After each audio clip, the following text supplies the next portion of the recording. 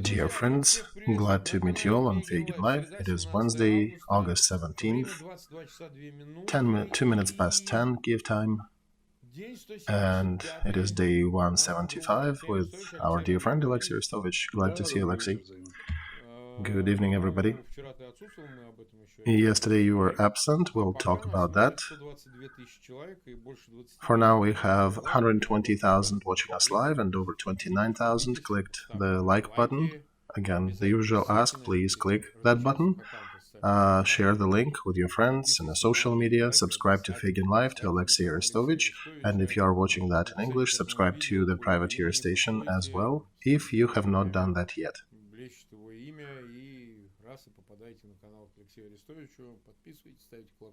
Do not forget also to click the bell button.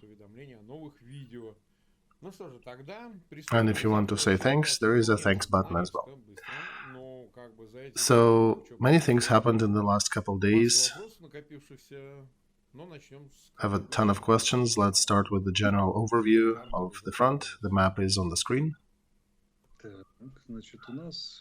Alright, so if we look at that attentively, if we fly the magic carpet over that, one can see that the number of frenzied red arrows is increasing.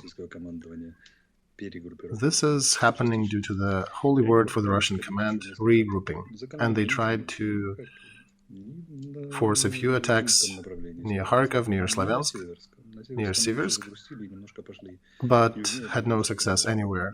On Siversk, actually, they got pretty sad and they're trying a new area down south because nothing else works. No attacks on Bakhmut worked. Kadema is still no success. New York and Veselaya, Pesky, Alexandrovka, they see all these little arrows, they're trying it in different places and nothing really works. Things keep blowing up in Crimea, in Kherson region. So give me the second map, I will tell you what's going on. Just tell me, Mark, because that's, I don't see the screen. Alright, it just showed up on the screen. It's a green map with the black and red lines. So let me comment on this mysterious creation. Red line is the line they're holding as of August 15th, and the black line is the one they were holding by the 10th of July. This is how strategic pause looks like. There is no way for them strategically, that's what it is. So once again, red is what we have now, yes, and blue is what they had a month ago, over a month ago. So during a month and 5 days, nothing. And in some places, they even withdrew a little. You're calling it blue? Yeah, it's black. Okay. Yeah, we're not... on the map we're showing bright blue is the border of Ukraine, but the little tiny black line mixed with red, that's the position as of July. So yeah, that's definitely not impressive. No advancement anywhere. Nothing. This is strategic dead end for them.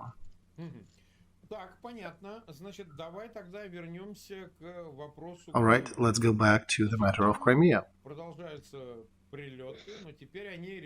There are more things exploding, and now the Russian side decided to call whatever happened in Jankoy a diversion, and they're also saying it is the diversion by Crimean Tatars, not by Ukrainian military. They even found some people, the usual, you know, when they get 5 people who have no relation to the event, and they'll try to beat out the confession from them. So, there was one more. Could you comment on these 2 cases? There was in Jankoy. Oh, did you go to Jankoy? No, they were hits in Jankoy. And they managed to hit a group of artillery equipment peon, MSTAs, and also the ammo warehouse. Railroad was also destroyed a bit. They repaired it quickly, but still. And then something hit Gvardeyskaya in a few hours. And how local channels reported, there were clouds of black smoke over that. So according to our data, in Gvardeyskaya we destroyed one Su-24 jet and probably damaged a couple more Su-25s and one more model. And of course the ammo. So regarding Tatars, we understand this is not them. But in their situation, yeah, they cannot have when there are explosions and no guilty party. So here, Vladimir, we got the people responsible for that. That means that the story will continue going on. Well, they'll gather more Tatars, right? Yeah, exactly. That seems like a really good politics for the Crimean platform event in the 20s. Prosecution of the ethnic minority, that's a really good story for them. Oh, they keep doing it. Yeah, but it's like the famous story about the camelback that can break. And also, by the way, in Turkey, every 10th is a Crimean Tatar descendant. I heard there are 5 million. Actually, 10 or 12. Well, it depends how you count. Maybe they're mixed or something. Yeah, descendants and people related to that ethnic group. That's good. I wish there were 20. Alright, so reaction, we're very interested in that. We'll talk about Podolyak, we cannot not talk about him almost in every show, but they're also promising the Judgment Day. Remember how they were saying Judgment Day there'll be retaliation? Remember, they had a few shows in Russia recently when their talking heads were asked, so what is your response to Crimea? And they had nothing. And today Podolyak appeared in the media with his statement that Crimean Bridge is a legit target. So now they're also exploding in Russia over that subject. So, do they have anything to respond? There's nothing going to happen. And Shoigu repeating on that Army 22 Congress, there will not be a nuclear strike because nuclear strike can only be carried out against a nuclear armed enemy. So how can you comment that? Well, Mark, there are two versions. First, they have nothing to respond with. And second, there's no reason for them to respond. And there's a third, scared to answer. Yeah, and I think third is also legit. So nothing is exactly nothing. There's nothing to answer with. Nothing to counter that explosion with. Use another set of cruise missiles or ballistic missiles. They're shooting at us daily. That will not change anything. Another option is to shoot up Ukraine on the Independence Day. There's basically 5 days left to that holiday. If we shoot now, what we'll do on the 24th? And what else? There is no way to keep rising the stakes. They've used everything. Everything they had except for nuclear and bacteriological, biological stuff. So there was interesting statistics that during the war Russians hit 22,000 civilian objects and only 500 military targets. So I think that's their strategy. And in response, what can they do? Destroy another apartment building? Okay, we'll destroy another airport. That'll be more costly for them. Do you think they're sitting now and contemplating what if we hit the center of decision-making in Ukraine and Ukraine may retaliate on the headquarters of FSB or Black Sea Fleet? Why would we target those small targets? We want to target, we'll target something very proportionate in this case, if they hit our decision-making. Do not force me to say these words, but if need be, we can reach their center of decision-making if we need to. So then they probably have questions. Do we need that? We may hit Vinnytsia, Kremenchuk, or something else, but Americans may give them more weapons and they'll hit us again. And this is wrong. We can shoot them, but they're not supposed to be hitting back at us. Oh yeah, we will. We'll boom them up pretty well. The problem is they can't really raise stakes. They're at a dead end here too. They're shooting up Zaporozhye nuclear plant, and nothing's happening. Nothing is getting scared. So that's kind of dead-endish.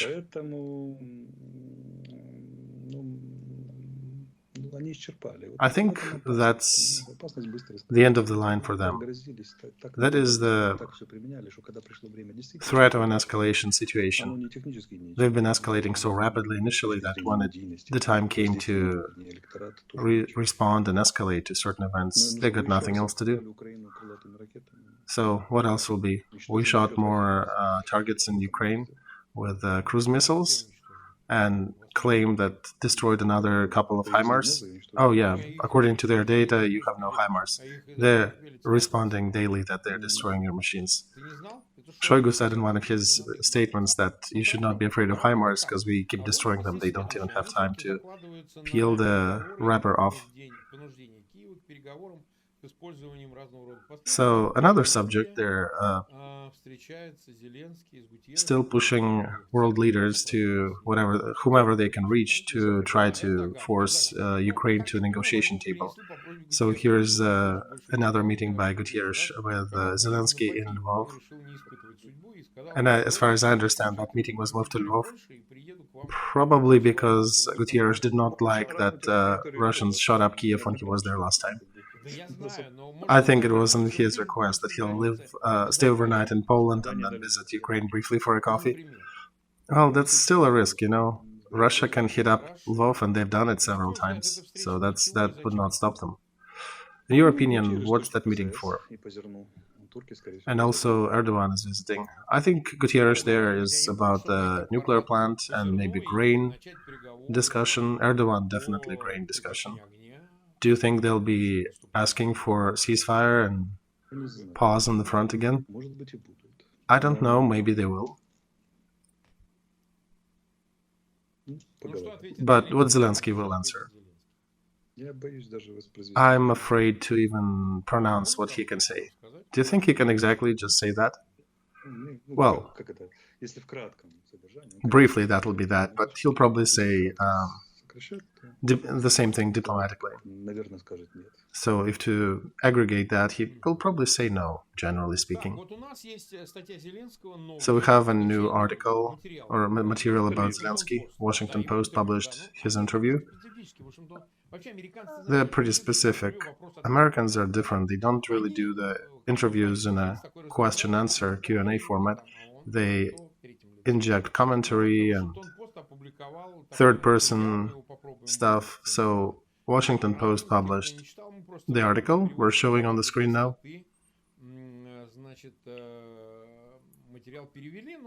We also put the link to the... we actually translated that. It's a huge article. We translated in Google Translate. But if you want to, you can use the same thing. So it's titled The Road to War. United States did their best to convince allies and Zelensky in the risk of invasion.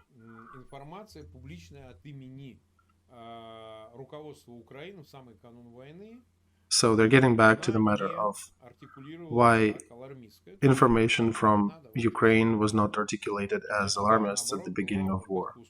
And there was even an attempt to calm people down. I don't know if it is the right time for discussing these questions, but since they published that, there is enough argument around this matter going. Did it affect? Would it change anything? That attempt to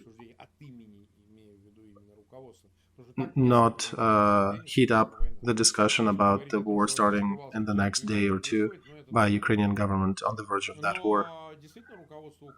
But indeed, Ukrainian leadership made a few statements back then that they do not see reasons for immediate action and evacuation at those times. How would you comment that? All right, let's do it in orderly fashion. We have a typical example of a 20/20 rare vision. There is no way to 100% predict the upcoming event. This is especially the ones entirely in the purview of a certain party making that decision. As you remember, I was not in the office at that time. I left them for about a month and a half already. I know what I was doing, or what I would be doing in that situation. But I can judge by the events unfolding and the signs and publications at that time. And I did mention that to Gordon during the interview, that Intel community in Ukraine had enough information, and they only split between each other and in the versions of it. And that's the reason for having several intel agencies, so there would not be a monopoly or a single opinion. So part of them said that Russians will take the east of Ukraine, and there may be some provocations near Kherson and Novaya Kakhovka, but they were not predicting Kiev or Kharkov. They said there'll be probably a Russian group up north threatening the area just to hold your troops. And then the best option was, and the most accurate prediction came from military intel headed by General Budanov, and he reported that during the meeting with Americas. He said it's almost guaranteed, it's 95% probability, and he published an article with the arrows showing where the Russians will attack, how Putin will attack Ukraine. People were laughing at that day, and in Europe, some people were saying that maybe he was given that information in America and he was just a voice for that. He was given a lot of things, but military intel of Ukraine knows how to work, and they do get really good data and much better than allies often. That was our stream, The Right to Power, back almost more than half a year ago. So he predicted the general unfolding of events very accurately. And it's not just his intel, there's also intel by the bodyguards, by Air Force and other branches. So they'll work. And the partners, of course, were warning us and giving us the data. But having the data is not enough. One also needs to gauge it and evaluate the accuracy. So it was evaluated, and there were military exercises in Kherson area. And military indeed defined Kherson area as the most dangerous because it gives the best conditions for the enemy to get to the operative maneuver and then to get to Kherson, Zaporozhye, Mariupol, which actually happened, although the training occurred and we did take certain measures.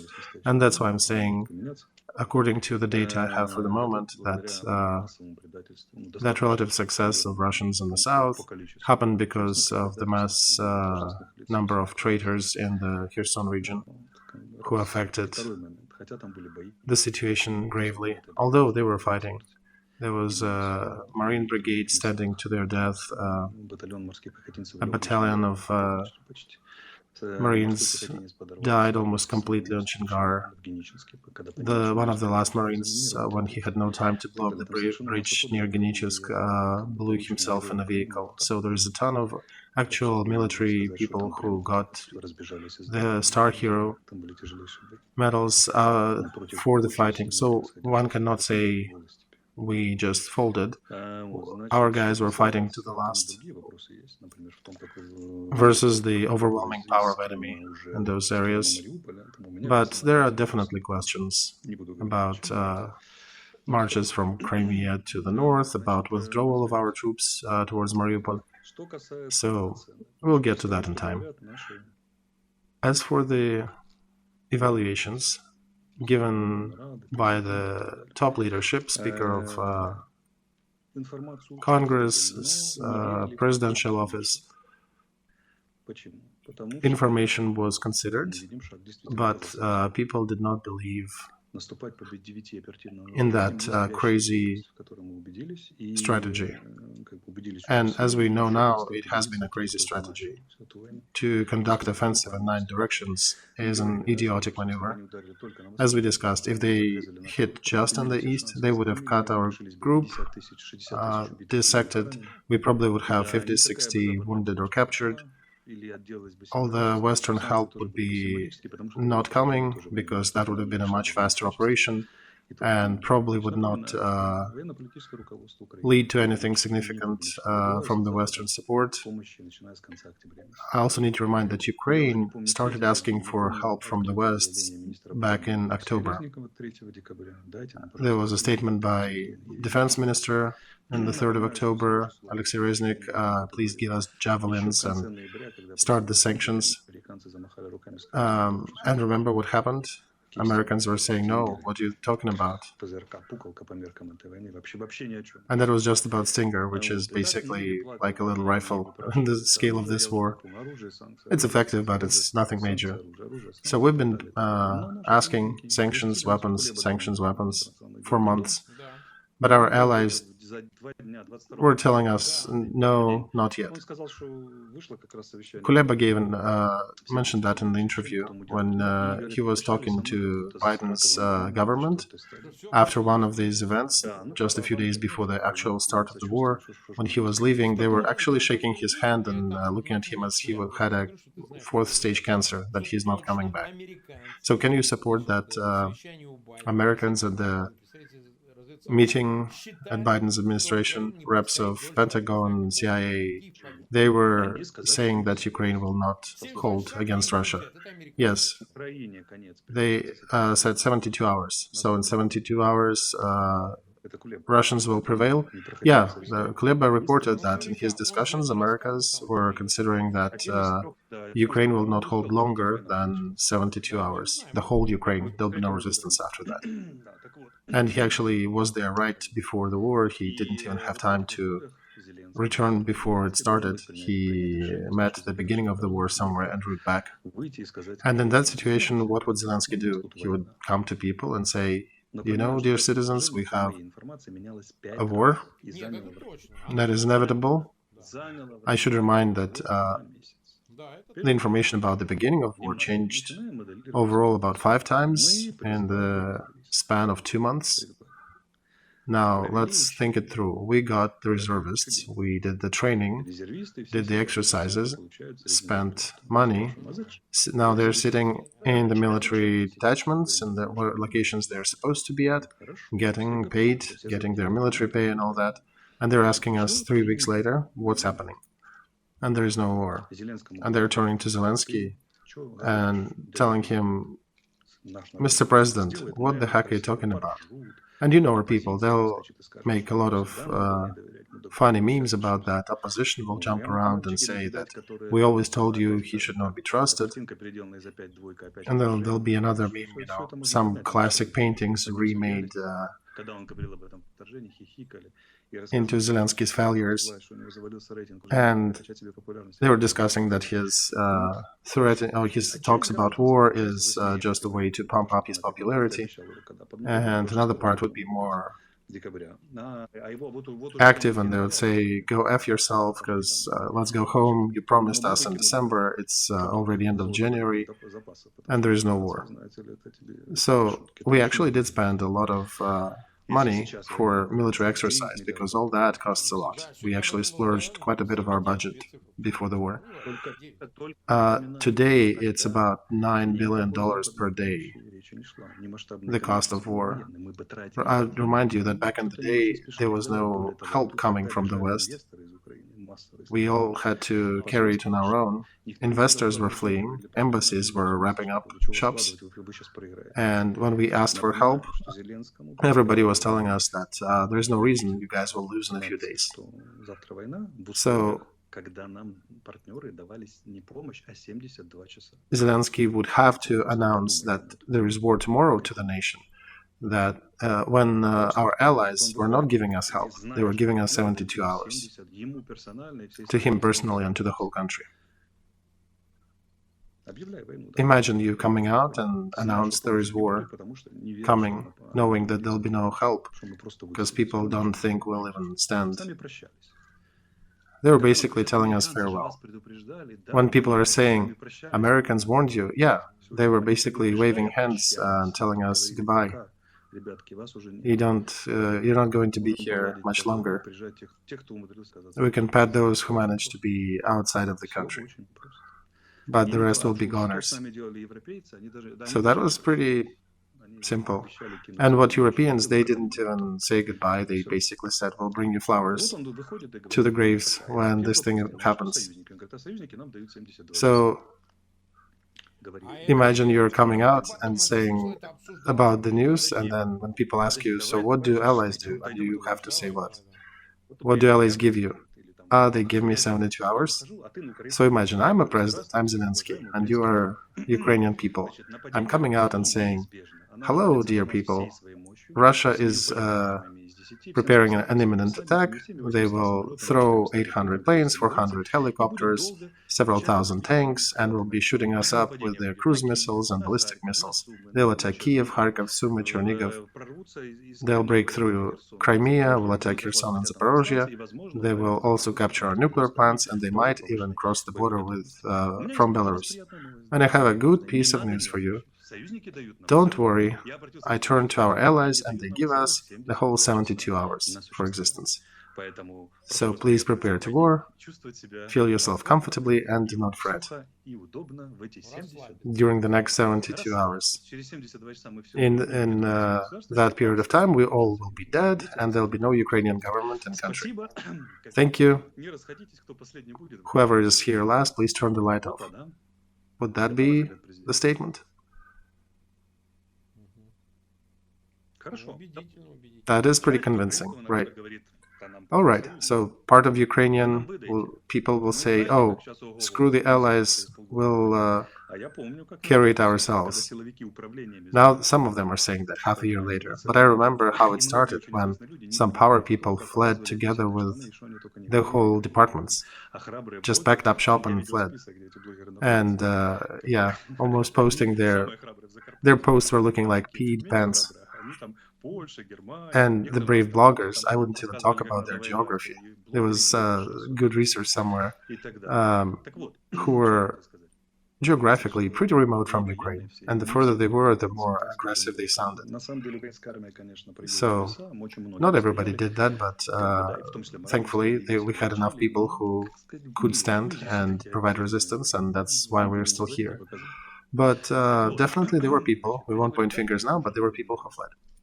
So imagine we have some people who say, okay, give us weapons. Not a problem, we give weapons to everybody who wants.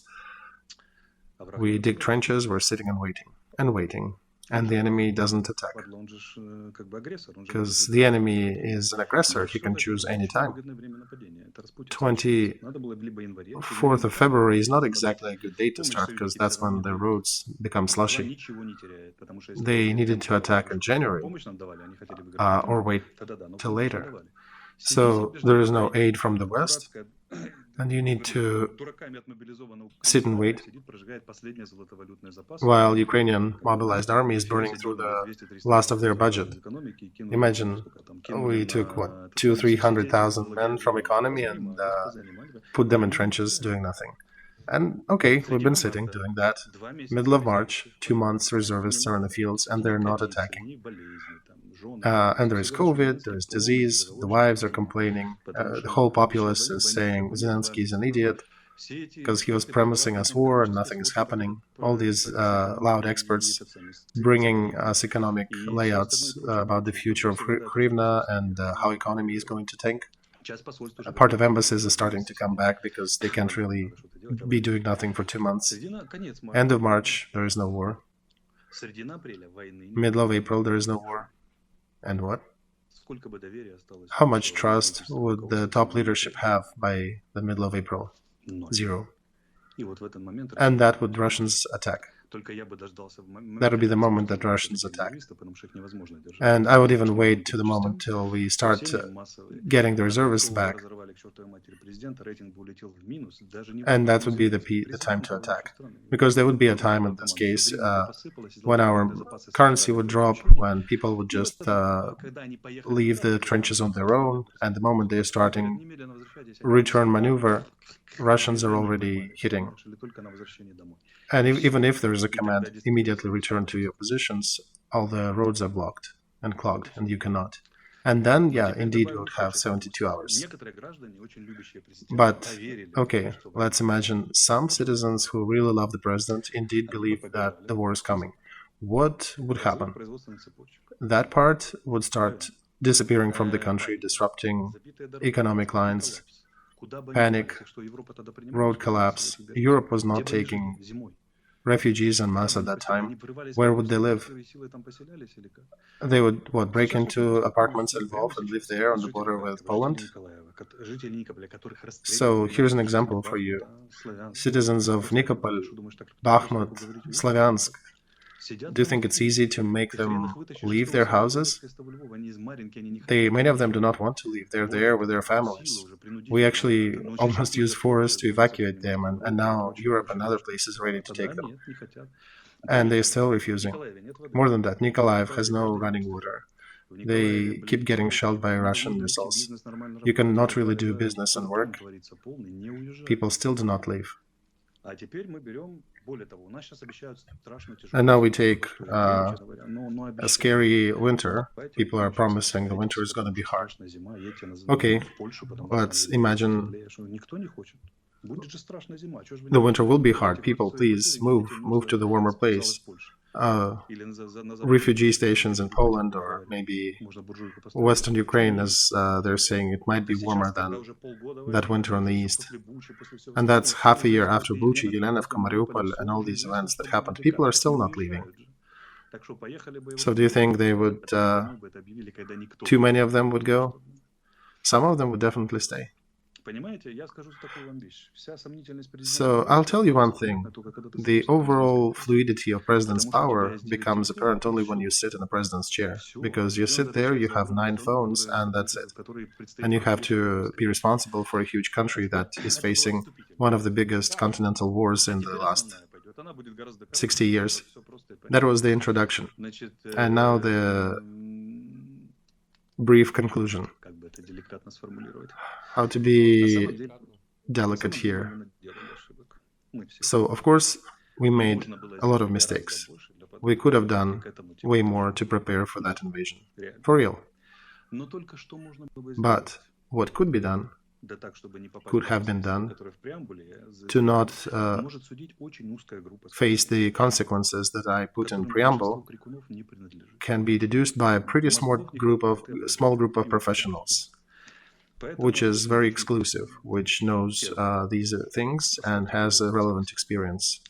So first, leave that to specialists. After the war, we should create a special commission, similar to what Israel did after their wars, and they need to do the analysis and perhaps provide a report, maybe a scathing report for the current power, but the real one, not the populist, and address what could have been done better, and analyze who gave which help,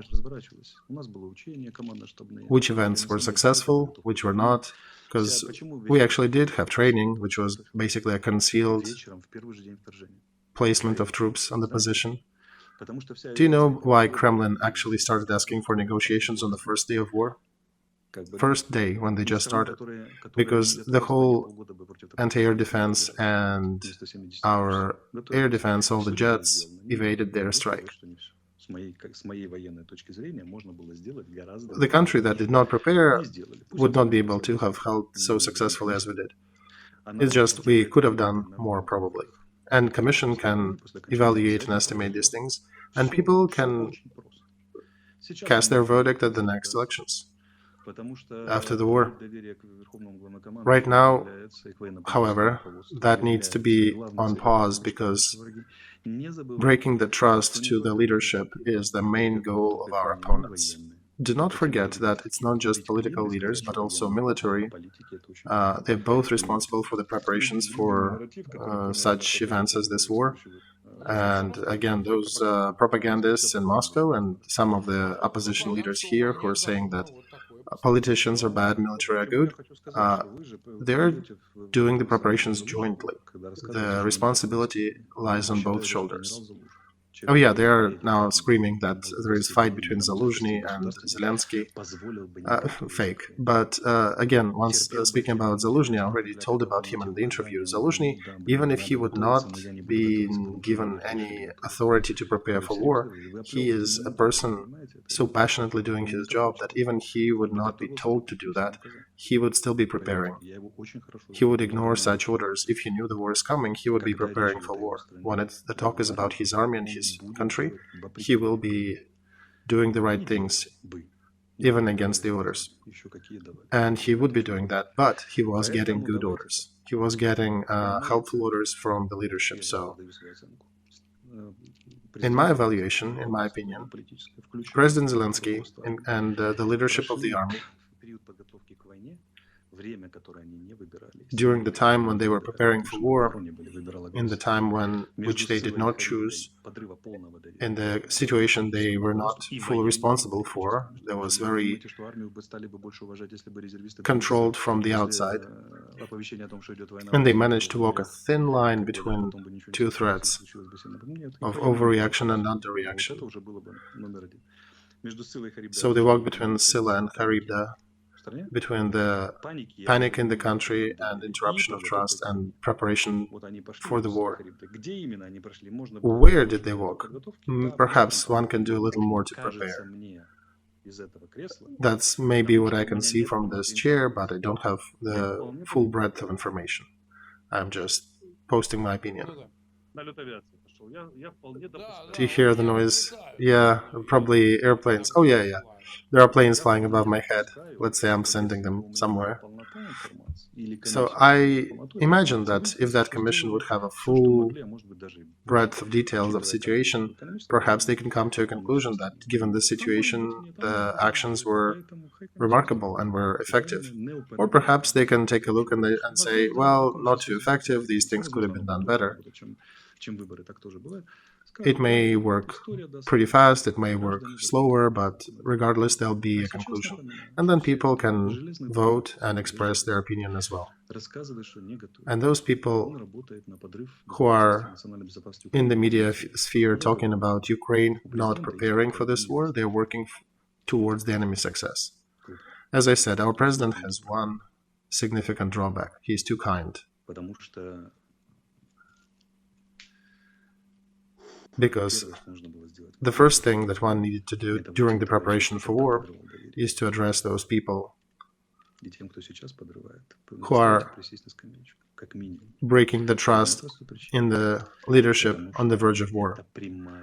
Perhaps arrest them, perhaps initiate investigation against them to shut them down temporarily, because one needs to prevent the breaking of trust to the political and military leadership, because this is one of the top targets for every foe, to break that trust. So I got some materials about the Kremlin injections in the media sphere today. 3 of them are about the conflict between Zaluzhny and Zelensky, and the others are about Zelensky not preparing to the war. That's what they're targeting.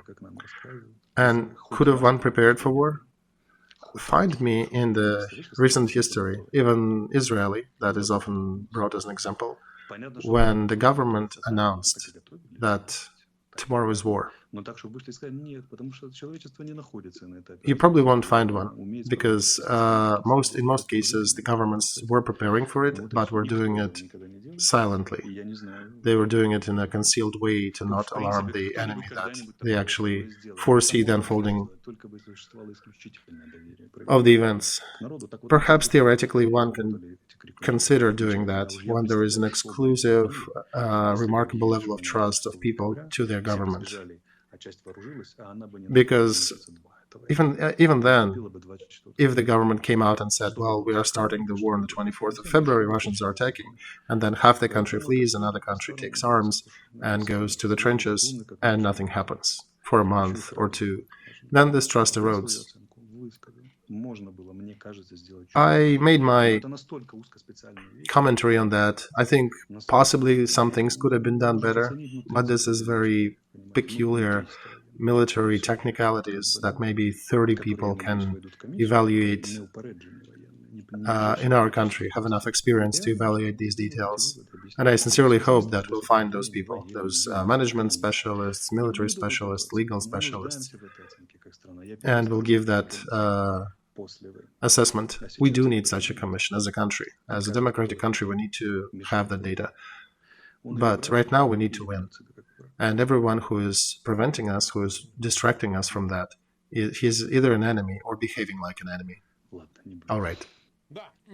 I will stop here.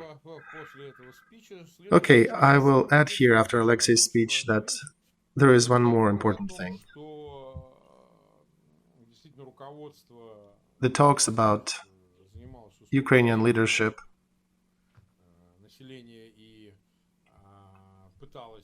concentrating on pacifying the population and telling them not to react to media provocations.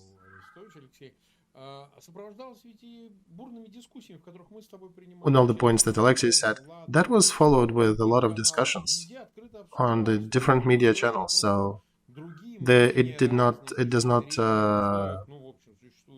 exist in a vacuum. There was a lot of media discussion around that. There is a flourishing democracy, and people were discussing that actively. Nothing was prohibited.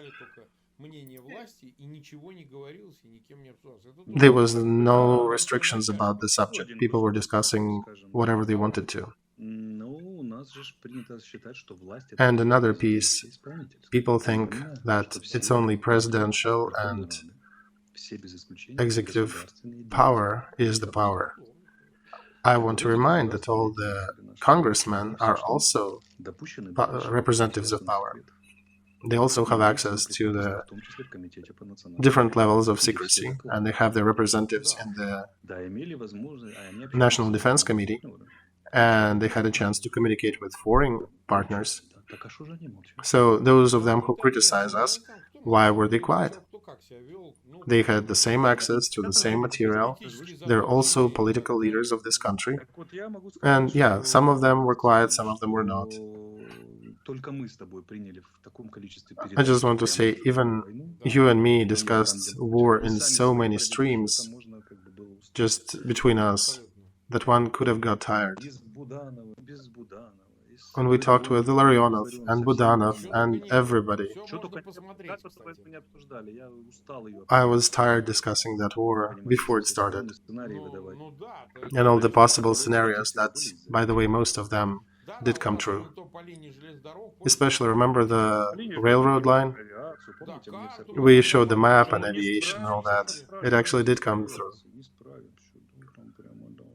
And people were scared of Russian aviation. Very scary, right? 6 months in. And railroad situation, railroad war. Yeah, we discussed all that. I should send everybody, of those viewers who are curious, they can go back on Feygin Live streams with Arestovych back in October of last year. We discussed all these matters. You were broadcasting from some bunker, from somewhere outside the city. So those who want, they'll find them. Side note, we have not translated those streams on the privateer station yet. Perhaps we'll get to them eventually, but right now we're at capacity. So, are we doing the stream tomorrow? No, we're doing the one on Friday. Tomorrow we don't have one. But you guys, as usual, if I'm missing, you should wait for certain events to happen. Okay. Do something from us if you'll be out there. In the meantime, here is what's happening in the store. We got new design, new merchandise in Ukrainian, European, and American stores. Our artist, who was working with us on the NFT program. His name is Svetoslav Romanchuk. That's his Instagram. He's from Kharkov. It's pretty rough down there. We talked about Kharkov on Friday in one of the other streams. And that's his specific style.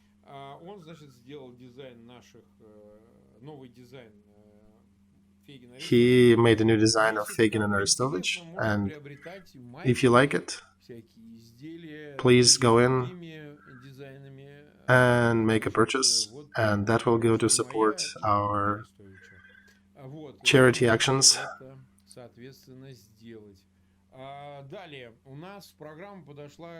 Also, we are at a stage we finally decided to help a family of one of the servicemen. His name is Zakhar. That's his sister's Instagram, Olexiy Lukyanova. He lost 3 limbs. It's a difficult situation in his life, and he's got, I think, a daughter, wife, and he's in a very difficult situation. So, Lukyanova Olesya or his sister or his wife, please reach out to us, write to our email, or if you have contacts of them, send us their phone number. We want to help them a bit. The usual 2,000 euros. It's a difficult situation. Let's try to help them. And if you have other ideas, please send them over. Yes. I do want to say one more important thing. Very often when people stop me on the street, they're saying, Olexiy, we are from Nikopol, Kharkov, Severodonetsk. You kind of forgot about us in your stream. We have not. Kharkov had 6 killed, 16 wounded just yesterday. I don't know about all people, but I remember about Nikolaev, about Nikopol, Mariupol, Kharkov, citizens of those who died and who were wounded. I remember about Tyol. But unfortunately, the time format does not allow us to go individually over each of them.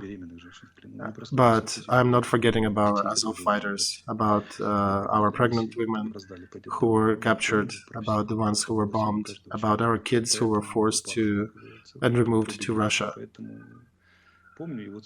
So almost in the biblical style, I do remember about them. And by the way, Mark also remembers. We just don't have omnipotent powers. We cannot cover everything. You cannot read the list of villages and cities every show, every stream. Just physically not possible.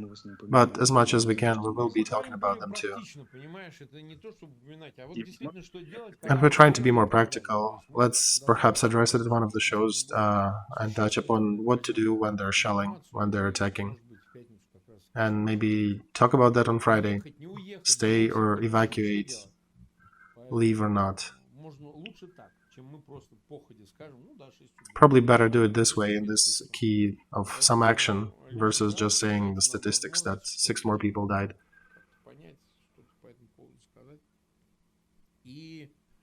Alright, so see you on Friday. Tomorrow we'll have other streams. On Friday, Olexiy will be with us. Tomorrow he'll probably blow something up again. And then come to the studio. There is going to be more to discuss. Thank you, everybody. We had 435,000 people watching us at the peak moment. Over 130,000 likes. Please do not forget to subscribe. Click that like button, click that bell. And subscribe to the Privateer station as well. Olexiy, see ya. Goodbye.